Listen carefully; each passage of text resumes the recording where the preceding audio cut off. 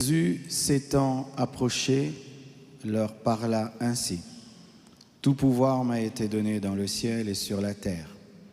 Allez, faites de toutes les nations des disciples, les baptisant au nom du Père, du Fils et du Saint-Esprit, et enseignez-leur à observer tout ce que je vous ai prescrit.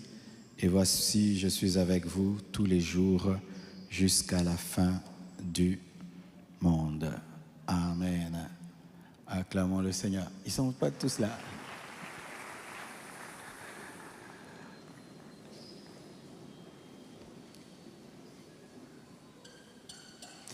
Amen. Le temps que Franck finisse. 12 pas pour amener une âme à... Vous pouvez même mélanger les choristes, tous ceux qui sont disponibles, ils sont là.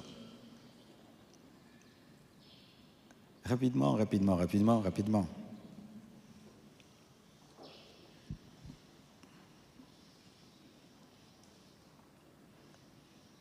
Nous connaissons tous ce passage.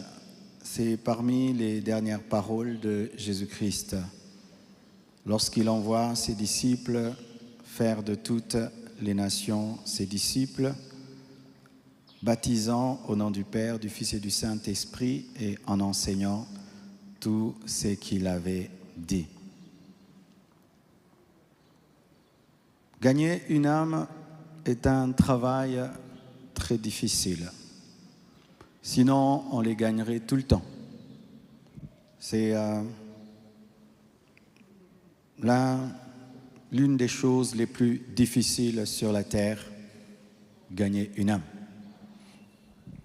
Et lorsque Dieu te demande de gagner une âme, il ne faut jamais croire qu'il te demande quelque chose de facile.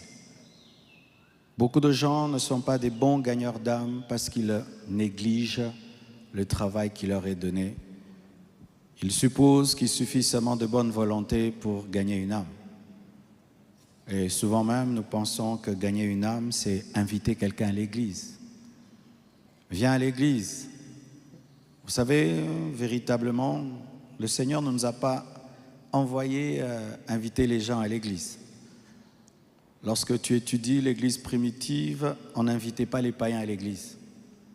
On gagnait les païens dehors et puis ils entraient dans l'église. Amen.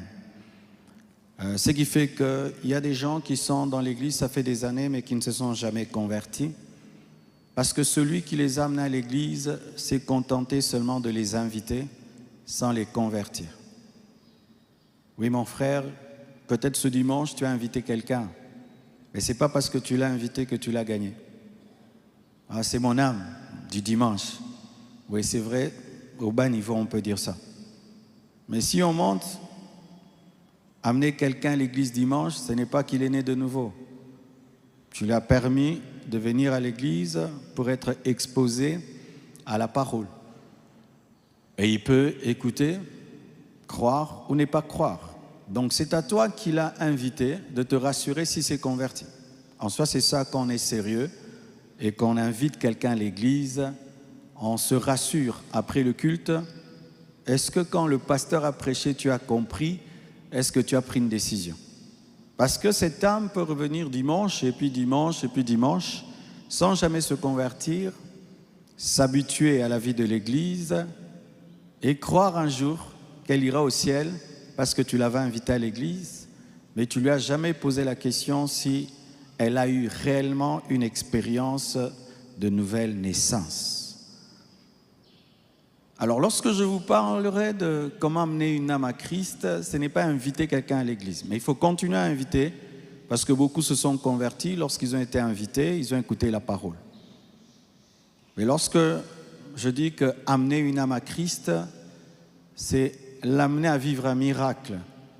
Ce miracle que tu as vécu, si vraiment tu l'as vécu, qui t'a bouleversé, transformé, qui a fait de toi un enfant de Dieu, qui t'a donné le Saint-Esprit, qui a fait que ton nom soit écrit dans le livre de vie, qui t'a délivré des démons que tu avais, qui a changé ton caractère, ton comportement, au point où toi-même tu dis, vraiment j'ai changé, un miracle m'est arrivé.